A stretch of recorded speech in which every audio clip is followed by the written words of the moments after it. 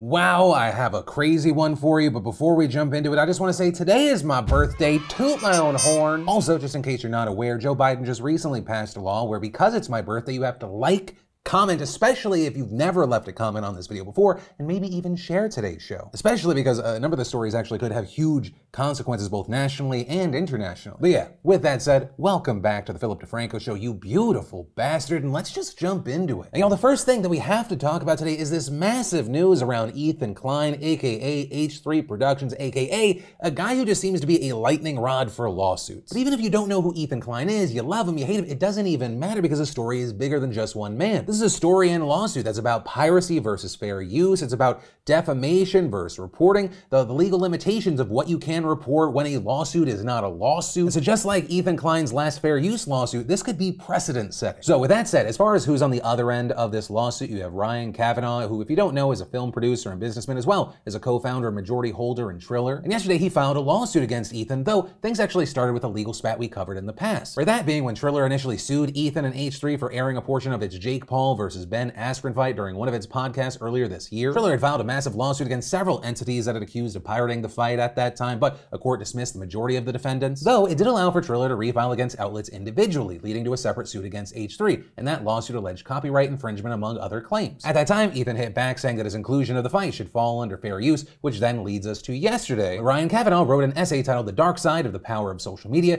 explaining more about his recent lawsuit and why he's saying that he filed it. There we saw Ryan repeat claims that Ethan pirated and broadcasted that fight to millions of people, resulting in hundreds of millions of dollars in lost sales for Triller while Ethan profited. Also saying that Ethan initially seemed willing to settle, but then, quote, against all common legal practices, rather than negotiating a good faith, he disclosed his views on the suit and the terms of the discussed settlement on his podcast to millions of viewers and further disparaged Triller. Ryan going on to claim that this was a bad faith tactic and violation of litigation laws. And all of that is kind of an explanation of the first part of the story, but then it moves from a piracy issue to a defamation issue. Because from there, Ryan claimed that Ethan has posted video after video attacking and slandering me personally, despite the fact that while I am a shareholder and co-founder, I am not Triller. Right, among other things, accusing Ethan of trying to use his video titles to optimize search results so that his videos show up when someone searches the name Ryan Kavanaugh. Ryan adding that Ethan's followers have amplified the attacks. Ryan also specifically alleging that despite the fact that he has never met Ethan, Ethan has posted more than 8 podcasts disparaging him, with those podcasts including false and harmful information. Ryan also pointing to a website Ethan made that compares him to Harvey Weinstein, and then claimed that Ethan sent paid traffic to push disparaging articles to the top of Google search results about him, saying that he's encouraged H3 fans to attack him online and threaten his family. Ryan additionally brought up a Variety article that Ethan has referenced in the past with a headline that says Ryan was accused of running a Ponzi scheme, but Ryan arguing that Ethan is bringing up this article in bad faith because an update in the story notes that the situation was solved and that the complaint was never intentionally filed. Ryan also accused Ethan of making other defamatory remarks like claims of Ryan has not properly paid his employees or nanny and that he's gotten 2 DUIs, which Ryan says is false. With Kavanaugh also alleging that Ethan paid Wikipedia editors to, quote, destroy his page with negative additions, started a Reddit thread for people to plan attacks against him and gloat about their successes, and caused his followers and paid bots to give the Triller app a bad online rating. With Ryan saying all of this amounts to textbook malicious behavior intended to harm me and Triller. This leaves me with no choice but to sue. One malignant internet personality with a large following, the equivalent of an angry child with a loaded gun, can cause disproportionate harm to anyone using lies, slander, and SEO, and suffer few, if any, consequences. Now, I understand that is a lot. It's kind of this shotgun blast of accusations, and we could only hit on so many things, and more could even be on the way, but I will link to the full article down below so you can see every detail as he explained it. But of course, in a situation where we're talking about a lawsuit, right, I just explained the accusations from one side. What does the other side think? So with that, I reached out to Ethan Klein for a comment or response regarding the accusations or any of this in general, and he gave a lengthy response. With Ethan starting off by saying, Ryan Kavanaugh's first malicious lie is that he claims I pirated his event. Fair use is at the heart of this lawsuit, same as with our first lawsuit. We used a short clip of the event during an extremely critical commentary during a 3-hour podcast. Ryan Kavanaugh tries to blame me for his event being widely pirated, which is pure defamation. We didn't even react to the event until days after it was streamed on pay-per-view. If he cared about pirates, why did he drop all of his other lawsuits against actual pirates but only kept the one against me? Ethan going on to accuse Ryan of targeted legal harassment, asking why his wife's Teddy Fresh brand is listed in the suit when he says it has nothing to do with the case at hand. Ethan also denying that he told his fans to harass Ryan online, claiming that he's actually done the opposite on multiple occasions. Then he brought up a series of articles that address some of the specific accusations Ryan made, including noting the Variety situation we mentioned, with Ethan claiming that he made it clear that the accusation was retracted, adding that if Ryan, quote, has a problem with the article, take it up with Variety, one of the most trusted news sources in entertainment, not me. Ethan then addressing Ryan's claims that he was spreading false information regarding DUIs and paying employees, with Ethan arguing that he was just referencing information made available in articles by well-regarded news sources, pointing to 3 New York Times articles from 2008 that say that Ryan was charged for drunk driving in 2006 and was arrested for the same thing again in 2008, also sharing a Vanity Fair article that brings up the same arrests. Regarding the accusation about Ryan not paying his nanny, Ethan pointed to an article from Fox San Diego that says that Ryan's former nanny sued him for $175,000 in lost wages after she was abruptly fired in 2020. That reportedly just 2 months into a contract that was meant to last over a year, with Ethan writing, "Again, I am not creating any of these claims, but merely reading what has already been published by well-respected news sources. How is that defamation?" Regarding the accusations that Ethan sent bots to give Triller negative reviews, Ethan said that Ryan is solely blaming him when other big influencers have been critical of the app as well, including Noah Beck, a Triller advisor and shareholder who made a TikTok complaining about how Triller's camera is flipped, with Ethan claiming that he's only told his fans to give honest and genuine reviews. Ethan also going on to share a Hollywood Reporter article where an investor reportedly told a judge, "In a town full of scam artists, posers, false prophets, and flim-flam men, Ryan C. Kavanaugh is in a Hollywood class by himself." Ethan also linking to articles from Variety and Deadline that say a judge found Ryan had fabricated a memo which included false sexual harassment claims against an executive at his previous production company, with Ethan closing his statement to us by saying, "Ryan Kavanaugh is a business elite who is used to suing, harassing, and breaking the law with no consequences. He wields the legal system like a malignant tyrant, uses it to silence his critics, and now to stifle fair use, something we all on YouTube should care about." With Ethan also addressing the entire situation with Ryan on Twitter, writing, "Ryan Kavanaugh is trying to get my channel banned from YouTube, a powerful media person who has gone to every length to destroy me for criticizing him. Everyone needs to pay attention now. Not only is fair use on the line, but the powerful trying to shut down channels for criticism." With him then pointing to a Wikipedia user who he thinks might be Ryan, saying that the user admitted to sending legal notices to YouTube and Twitch to get H3H3 banned. And in that same Twitter thread, Ethan shared what he called a threatening Instagram DM that Ryan allegedly sent him, which shows Ryan laying out some of the accusations we just mentioned and warning Ethan to stop. So you have all of that, but then there's also an aspect of the story that I feel like is getting overlooked because obviously there's a lot of big accusations being thrown around, a lot of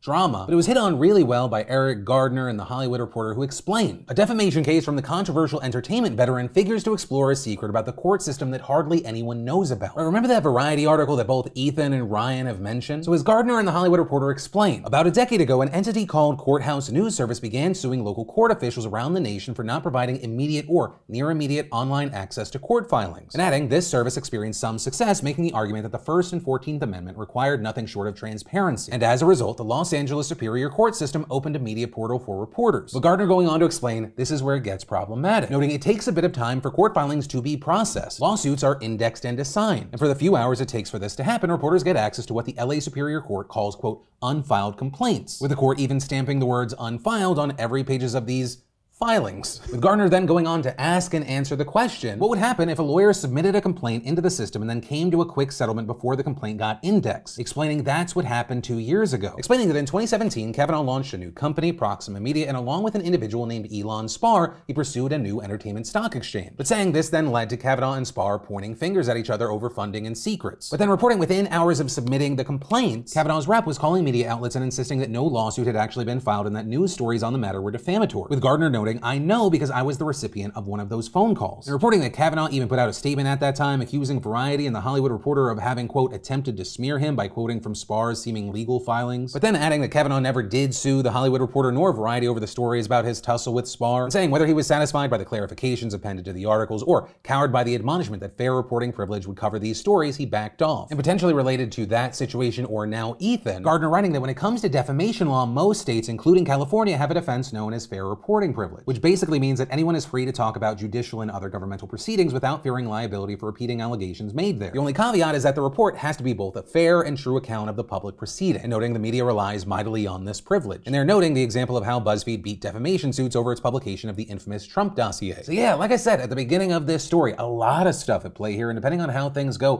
potentially massive consequences. But for now, we're gonna have to wait to see what happens, though. I mean, this is a developing story. Even right before I uploaded today's show, I saw Ethan Klein going live addressing this matter, so we may see even more information, more updates. But while we wait to see what happens from here, I do want to pass the question off to you. What are your thoughts regarding any and all aspects of this story? Because wow, wow, wow. But from that, let's take a second to pay the bills and thank the fantastic sponsor of today's show, Squarespace. I know over the past year or so, a lot of you have found your passion projects and it truly makes you happy, whether that means finally getting your independent business off the ground or creating a place to share your homemade goods, new favorite hobby, current obsession, or maybe even a personal blog to get all those thoughts out of your head. No matter what you're doing, Squarespace is there to help. It's so easy. There's nothing to install, patch, or upgrade ever, and creating a beautiful website with Squarespace's all-in-one platform has never been so simple. It's extremely intuitive and easy to use. Plus, with Squarespace, you get access to all their marketing tools and analytics and personalized support from their award-winning customer care team via email or live chat. Whatever you need, they are available 24/7 to help out. So if you want to check it out and see why so many others have loved it, see if it's perfect for you, go ahead and start your free trial today over at squarespace.com/Phil. And when you realize you love it, make sure you enter an offer code Phil to get 10% off your first purchase. And then, if you haven't noticed, you're starting to get more DMs as of today, more people sliding in. Unfortunately, it's not because you're oozing of charisma. It's not your sparkling personality. It's a shitty reason. A new federal rule just went into effect yesterday that now allows debt collectors to message you via email, text, and even through DMs on social media. Now, with this new rule, there are also several rules that debt collectors will still have to follow. For one, if they reach out to you on social media, it does have to be a private message. It can't be a public comment section or anything viewable to anyone but you. Two, if they reach out by trying to friend you or add you as a contact, they have to be clear up front that they are pursuing a debt. And three, they have to give you a way to opt out of receiving further communication from them on the social media platform that they reach out on. But still, with this, you have collection agencies unsurprisingly praising the new rules, which were greenlit by a Trump-appointed former director of the Consumer Financial Protection Bureau, who said that they intended to, quote, modernize the legal regime for debt collection. However, outside of the soul-sucking debt collector community, a lot of people aren't happy with this, with, for example, a writer for the Washington Post pointing out that people are concerned that, quote, if left unchecked, this expanded access to consumers could very well contribute to new ways to harass struggling consumers. And adding, I've followed this issue for years, and while many companies operate within the law, illegal operations can do a lot of damage to innocent consumers. Debt collection isn't wicked, but it can lead to embarrassing, unethical, and illegal tactics. And they're noting, for example, that some companies try to collect debts even after they're no longer available, because for these companies, they're like, why not shake the tree to see what drops? And for me personally, this is a story, an issue. It's hard for me not to be biased on. I get very emotional with this topic. I live a very privileged and fortunate life right now, but when I was a young kid, I got in a lot of debt, and I had to deal with debt collectors. And like I know probably a lot of those people are just regular people that have a job, but then there are others that just take it to a weird, inhumane, cruel level. But yeah, on that happy note, I'll pass the question off to you. What are your thoughts regarding these new rules? And then let's talk about Omicron. Just as it felt like things were getting back to normal. The new COVID variant has been found on nearly every continent, with the vast majority of those cases being in South Africa and other countries in the region. That leading to many regions closing travel to try and keep Omicron out. With some of the strictest measures actually coming from Japan and Israel, both of which have closed their borders to essentially all foreigners, regardless of where they came from. And on top of that, at least in Israel, Israelis need to quarantine when returning home, regardless of whether or not they were vaccinated, to help try and contain any potential Omicron outbreaks. But most of the measures issued by places like the United States, many European countries, South Korea, and China have centered around severely restricting or completely suspending flights from southern African countries. However, there is mounting evidence that the region, and especially South Africa itself, is getting a bad rap, and that the cat was already out of the bag. It's increasingly looking like the virus was already in continents like Europe before its discovery was even made on November 24th. For example, Dutch officials have now said that they found Omicron in samples that were taken on November 19th and November 23rd, far earlier than it was believed to have ever first entered Europe, and even before Omicron was officially identified. On top of that, WHO officials are still trying to determine if Omicron is actually from southern Africa at all. So right now, it is possible that that region is being unfairly targeted with travel restrictions just for being the place that it was discovered and had the most time to test for patients for it and was transparent about it, which is also something that the head of the WHO hit on recently, saying, I will understand the concern of all countries to protect their citizens against a variant that we don't yet fully understand. But I am equally concerned that several member states are introducing blunt blanket measures that are not evidence-based or effective on their own, and which will only worsen inequities. But either way, Omicron has been traveling fast around the globe, and in fact, just today, here in the US, the first Omicron case confirmed, and not to brag, in California. #1 in the country, another gold medal. And likely adding to people's concerns here, that patient who returned from South Africa last week had been fully vaccinated, though also on that note, they were only showing mild symptoms, which many experts have pointed out that while the vaccines that we have right now, their efficacy may be lower against Omicron, there's still the belief that this can protect you from severe symptoms and hospitalization. That being said, to reiterate, there are so many unknowns with this virus. We've talked about preliminary data, people wondering, is this more contagious? Can the current vaccines handle it, whether it's more or less deadly? But also, all of that doesn't mean that people shouldn't be cautious. People also shouldn't forget about the Delta variant, which still accounts for most of the cases raging around the world. And unfortunately, as I think more and more people have been coming to realize, this may just be the new world that we live in. I don't think that it's cynical. I think it's more of a realistic view to say that there's not going to ever be enough vaccinated people for this to not just keep mutating. And really, if anything, a lot of this I feel like really bolsters the idea that dealing with COVID may end up like dealing with the flu. Yes, a more deadly flu, but where every year we might have to get vaccinated to deal with the most prevalent strain. And then in huge huge national news with massive implications. We need to talk about the fact that the Supreme Court has now officially begun hearing oral arguments in the biggest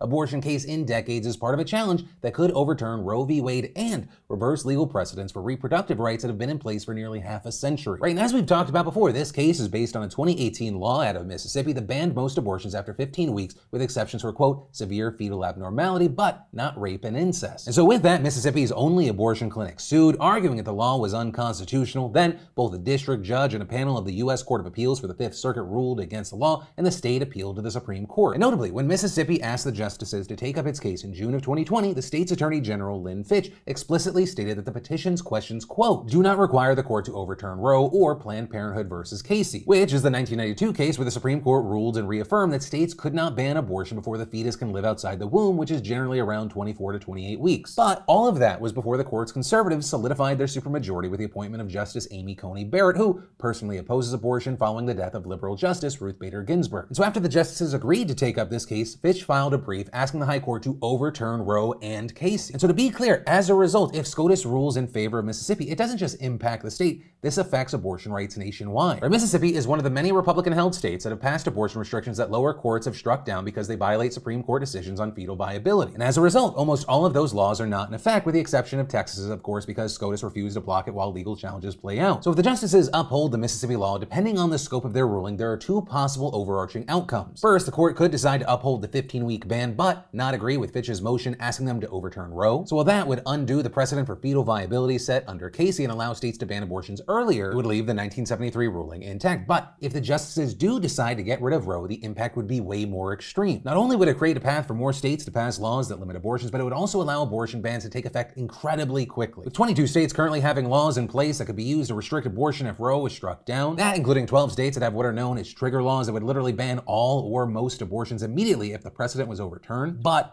we're not going to know what's going to happen for a little while now. The court is hearing the arguments today, yes, but they aren't expected to rule on the matter until spring or early summer. Though, as I was recording today, we started seeing reports that the conservative justices signaled today that they are leaning towards upholding Mississippi's ban. But notably here, the justices did not indicate whether they would agree to overrule Roe entirely. And so with all of that said, yes, this does impact women's rights in general, but also sets up a major matter for the 2022 midterms, especially if the conservative justices rule in favor of Mississippi. While you would obviously know what's going to happen in very blue and very red states, this could be an all-out war in purple states, especially because public polls have shown support for the president remaining strong over the years. And ultimately, that is where this story and today's show ends. Of course, with that, whether it be this final story, the first one, anything in between, I'd love to know your thoughts in those comments down below. And of course, as always, my name's Philip DeFranco. You've just been filled in. I love yo faces, and I'll see you tomorrow.